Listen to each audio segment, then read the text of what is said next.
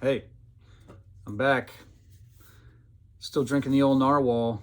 This is kind of intense, 11.9%. I feel like he's poking me with his tusk a little bit. I wanted to get to the pile of songs I was talking about in the last video. And I got a first one here.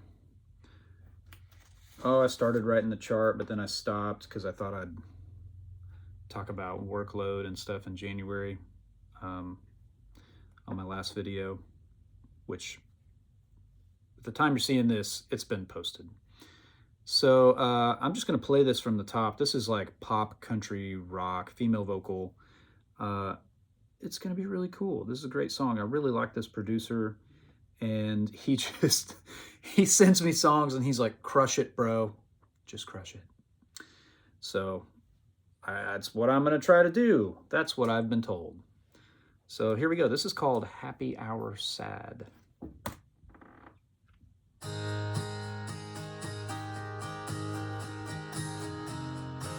The producer plays acoustics.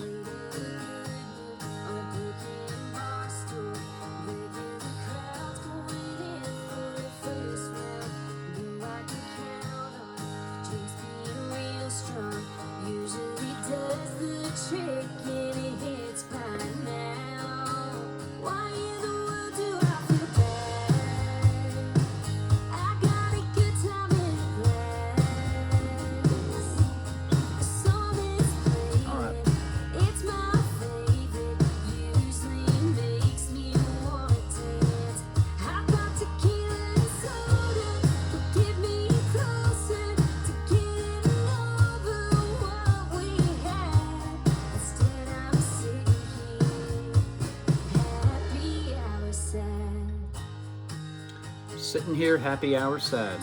That's cool.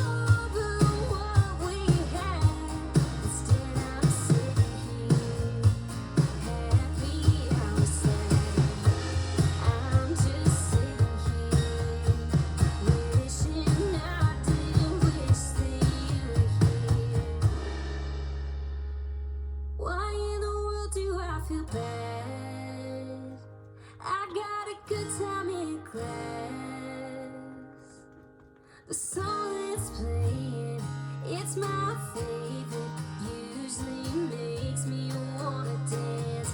I thought tequila and soda would get me closer to getting over what we had.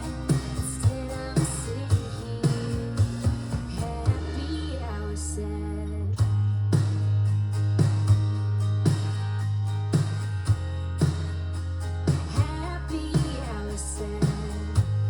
Sounds like G to me.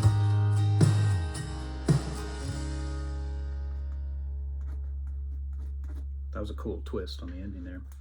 I mean, I hear the chord shapes as straight G. I don't have perfect pitch, but I can hear the shapes that someone's playing on the guitar. Like it's really easy for me to tell when they're capoed somewhere and they're playing out of G or out of some other open position.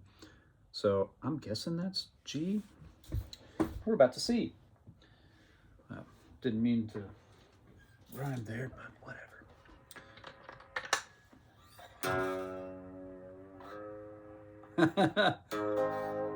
So they're either A or G sharp. I was a half step off. My guitar's down a half step. So this is something interesting. So I'm in A flat or G sharp. So one thing I could do is play just, I've got the warble sound on from my Mobius. Whenever I power up my board, it automatically turns on, like activates the Mobius and the timeline. So if I take those off,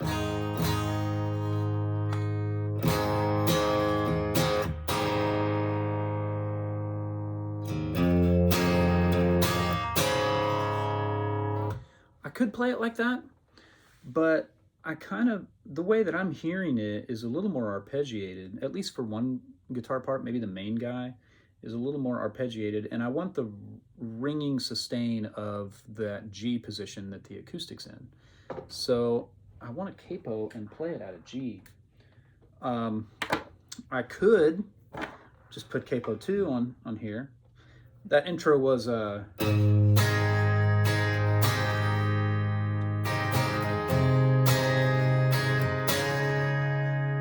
I haven't even tuned this guitar. I'm sorry. It's killing me. Let's tune it. I could leave it on the 2nd fret here and have this sort of looser string tension, slightly more rattly thing going on with the telly. I like a little rattle on my tellies, but I also want a little more string tension. So I'm going to tune up to standard and capo 1 instead of capoing 2. I just want the strings to fight back a little bit more, you know? You might think, oh, it doesn't matter, you're capoing. What's the difference between being capo 1 and capo 2? The difference is the string tension. So I usually get it really, really close. Whenever I tune and I'm gonna put a capo on, I don't tune the open strings perfectly because it's gonna change when you put the capo on. I ballpark the open strings and then tune to the capo. Always tune to the capo. Always.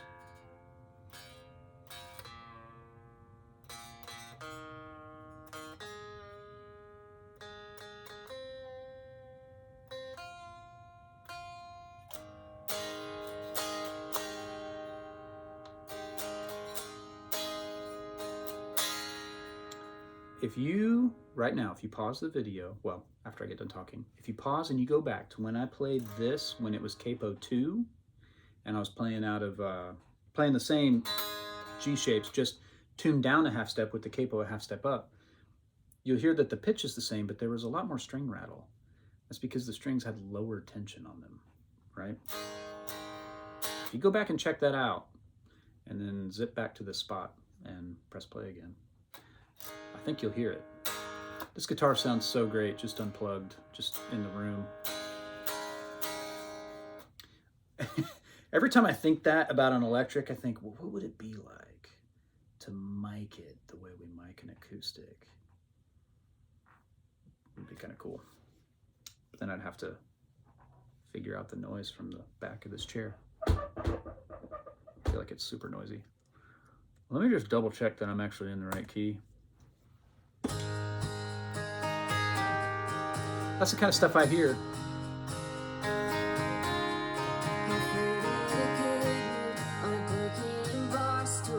That sort of thing, right? So I'm just gonna do one pass and leave it and just see what happens. I wanna make this kind of a like sideman, live sideman performance on this song. So let's see, am I loud enough?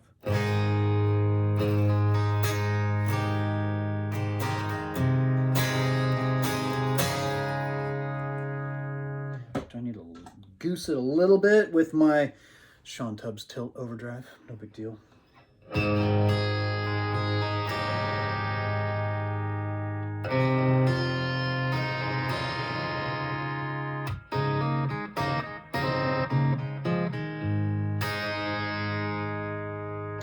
This is a trick, tracking. There are so many worlds between no boost and boost, right? I'm using the boost side of the tilt overdrive. There are so many entire worlds of the way your guitar can sound, depending on how you work the volume and tone knobs with nothing pushing the front end of the amp, like no boost, and then turning the boost on. So you can, sometimes I'll turn a boost on and I'll think, First I'll think, okay, this, I want just a little more. And then I turn the boost on and it's like, well, that's too much. Well, good night. Just turn the volume and tone down and leave the boost on.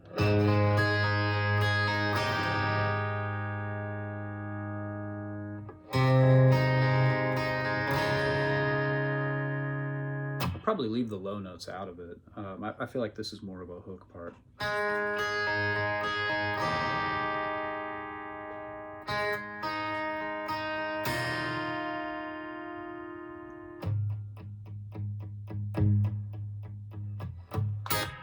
And I've got my Fender 63 reverb, that Boss pedal, the brown Fender Boss pedal that they couldn't give away when they first made them. They were like going for 60 bucks, and then somebody realized, hey, that actually has the drip of an old Fender spring tank, unlike every other reverb pedal out there. Now they're going for a lot more, but what a great pedal. It just has a very narrow usable range. You know, people would turn the knobs at noon and it's super bright or tinny, or the reverb is, the longer you have the reverb on, the more it starts to reveal itself as a digital algorithm. But man, if you have all three knobs around 9 o'clock, it's money. It is money in the bank. I'm gonna leave that on. I've got that. I've got the tilt overdrive, tilt.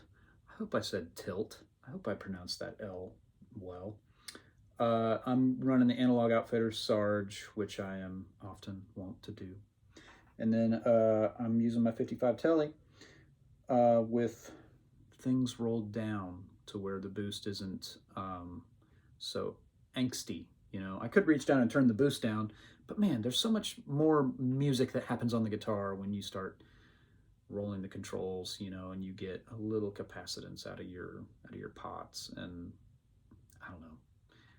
So many worlds right here, just right here. Your hands, your volume and tone knobs. I don't know. I just like it. Okay, so let me make myself a track, and we're gonna see what happens. I'm just gonna play through. If I really like something and I do something that I don't like, I'm insanely self-critical. I may stop and punch in, but you know, I might not. Let me create a click track so I have a prayer of staying in the pocket when there's no drums playing. And I always have to bring the volume of the click down. So let's see.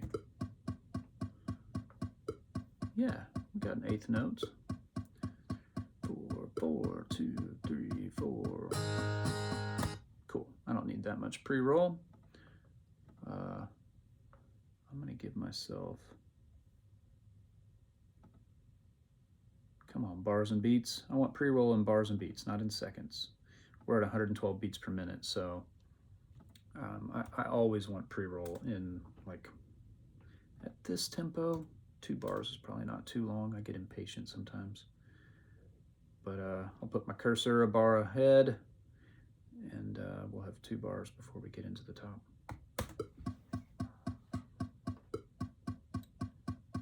Here we go, 2, 3, 4.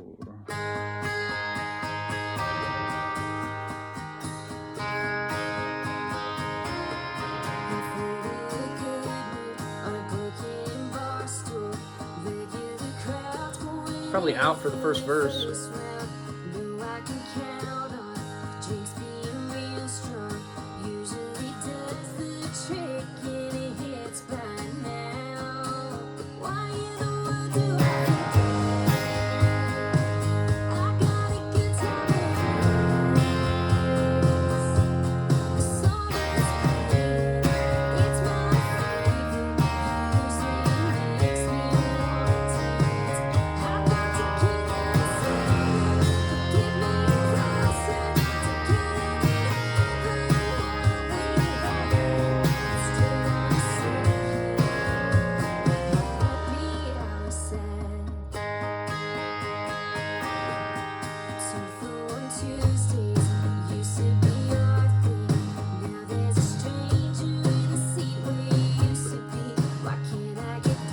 Okay, I got a question. I'm not sure if that's a 1/3 or if that's a 6. The acoustic sounds like it's playing 1/3. Let me just solo the acoustic here.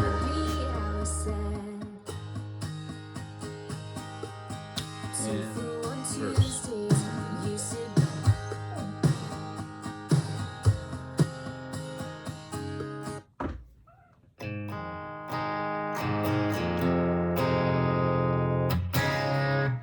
Why am I having such a hard time hearing which chord that is?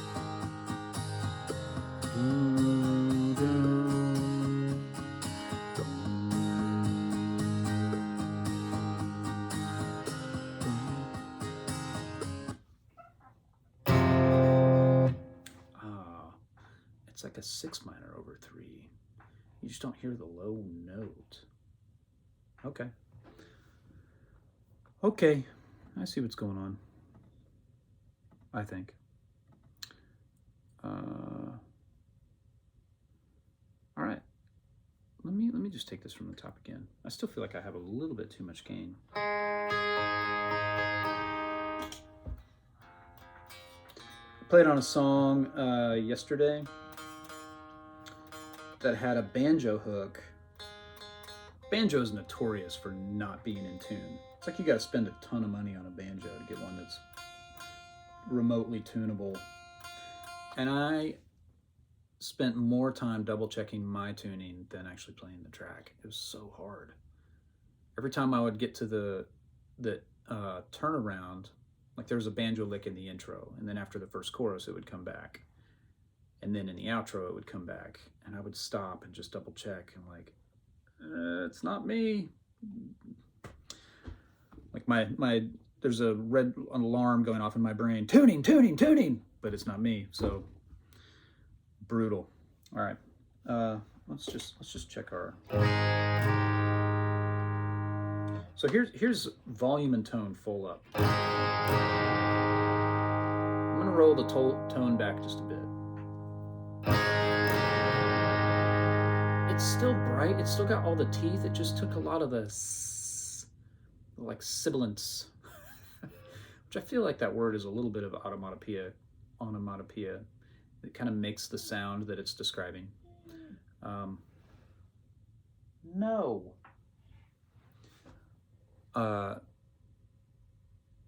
Rolling the tone knob back makes a huge difference in a mix. It's subtle, but when you add in a bunch of other factors like the rest of a band and a vocal on a session, it's a big deal.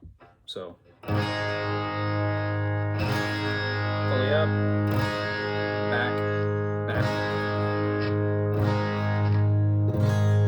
That's a tone knob off. That's amazing. It sounds great, like all the way to the very end. So I'm gonna leave it, I don't know, I'm backing it off like 20%.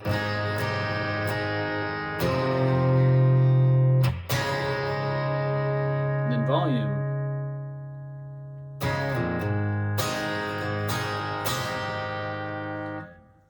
I feel like that is the same input as everything up on the guitar and no boost, but it doesn't have the bandwidth, right? It doesn't have the mids and the fullness. This is still a bright, jangly guitar. I'm talking about really subtle differences, but that really, in the end, end up being really compelling for the listener.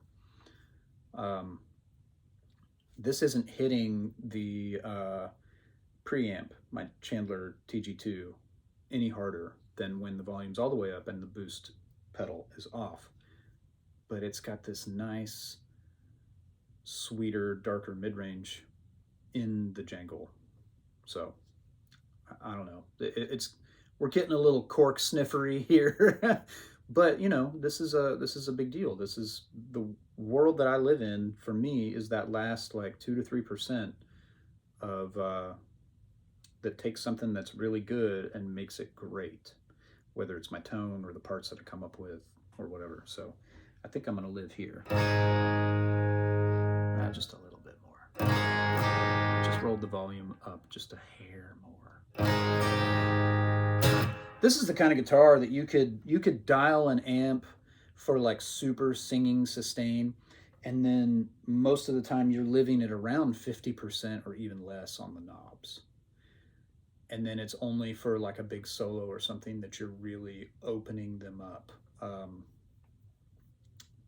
That sort of thing. So I don't think there's no solo on this song. So I'm just trying to find the right guy that is like that stage left rhythm guy that's really contributing to the foundation of the band, playing arpeggios, doing things that are hooky here and there, but just carrying his own weight throughout the song. Here we go.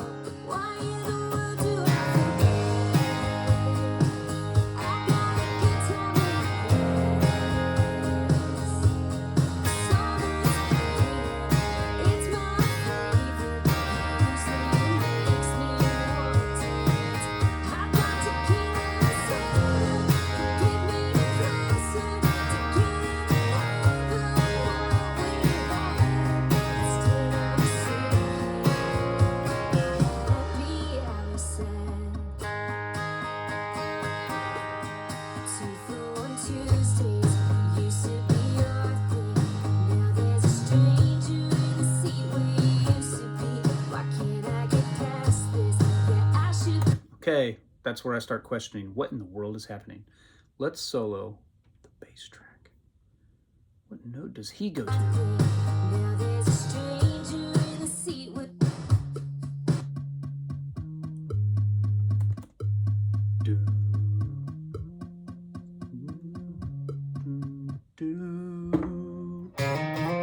He's playing the 6. It is a 6 minor. Okay.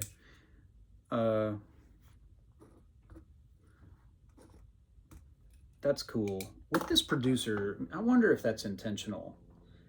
Let's have the guitar play 1/3s, and let's have other things in a lower register that doesn't stick out as much imply that we're really playing a 6 minor. And I feel like that kind of makes your ear just kind of lean in a little more. It pulls your focus into the song, you know. That's a good thing. I think this guy is smart enough and creative enough that's probably super intentional. So I love what was happening up until I started palm muting and hitting the wrong chord in the 3rd bar of verse 2. So let's jump in there. And I don't know why everything's solo safed, but every time I try to solo a track, I end up having to mute the rest of the tracks. Okay, here we go. All right, now when I mute something to listen or solo something to listen, it should be just that track. It's a Pro Tools thing. You got to command click on the solo button on each track. When it's grayed out, it's solo safed. So that means if you solo another track, it's still going to play. Sometimes you just want to hear a group of tracks. So anyway, detour over. Tuesdays used to be your thing. Now there's a stranger in the seat where you used to be. Why can't I get past this?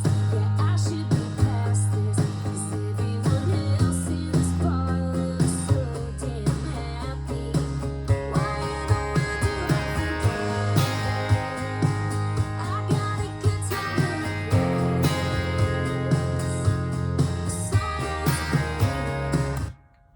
I've lost my chorus.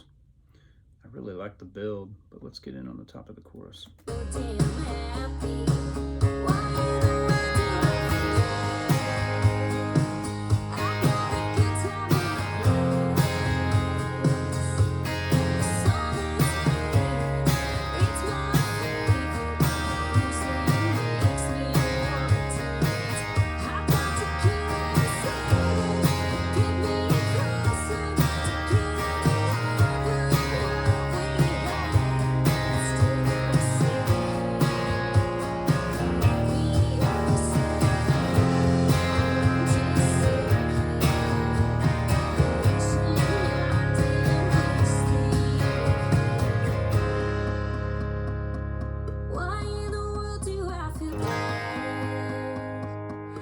I don't know that I hit that, and I don't know that I hit a major 7 in that bridge. Let me just listen.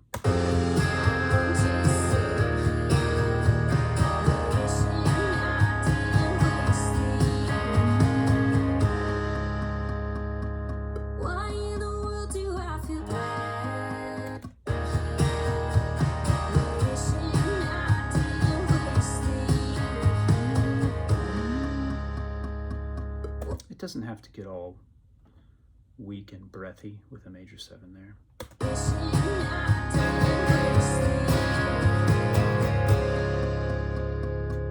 Why in the world do I feel bad? I got a good time in class. I like that, but let me try something that's got a little more space. I like the arpeggiating in that down chorus, I think. Why in the world do I feel bad? I got a good time in class. The song that's playing, it's my favorite. Usually makes me wanna dance. I got to keep it safe. Get me closer to getting over what they had. Still I'm sitting here, happy I was sad.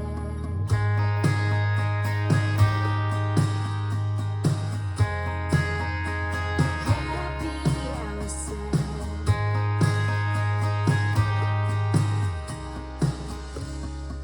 Yeah, there's that cool. Again, that's one of those things that kind of pull your attention in. It's a little bit different the second time around of the last chorus.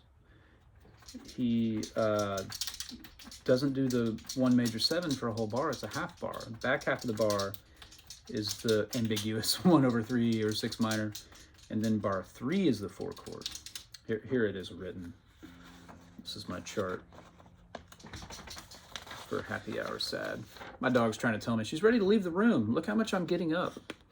Look at how much I'm shaking. Here I go, walking toward the door. Something's interesting over here. Please let me out. Okay, just a minute. Look at that outro line. So the main riff, look at the intro. 1 with a push 1 major 7, 1/3, push 4. Turn around, 1 major 7 with the push, 1/3, push 4. Outro, 1 major 7 push, 1/3, 4 with the push, and then the back half of it wraps up faster. So I need to figure out some way to make my hook fit the fact that it's now a 3-bar phrase instead of a 4-bar phrase. So instead of 2, 3, 4, 2, 3, 4, the back half of the outro is, whoops, 3, 4.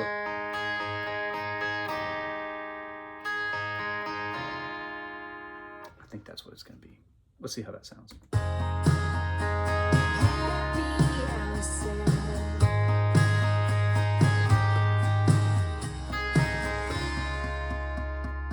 Yeah, that'll be the thing. Just one more for execution. Happy I was sad.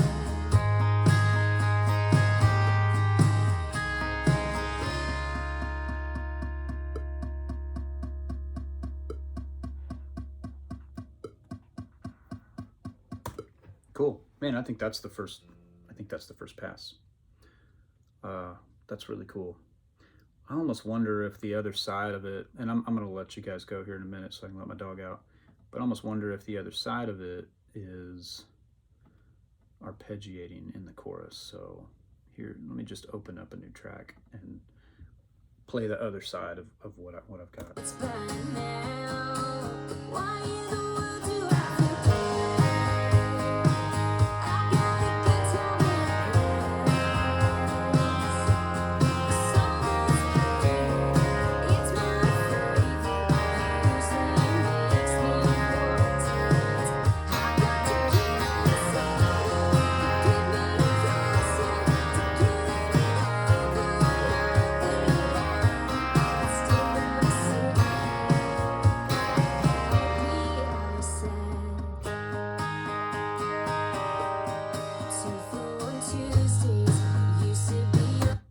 is. Yeah, that's how I'm hearing it. It might be two tellies, you know. I did roll my volume knob up just a hair, and it made a difference. You know, it helps. Like, you know, my chorus, the first guitar, I have my volume knob and tone knob down here, but I'm playing chords on the chorus. Well, if I have my volume and tone knob at the same spot on the other guitar, but I'm only playing arpeggios, I feel like it's not going to quite, you know, support the other side if I'm panning them hard. That's at least how I'm listening to them. So I pull the volume up a little bit to compensate. There's your last nugget for this video. I've been sufficiently narwhaled. I love it. It's really great. Thanks to my buddy Jason. See you guys.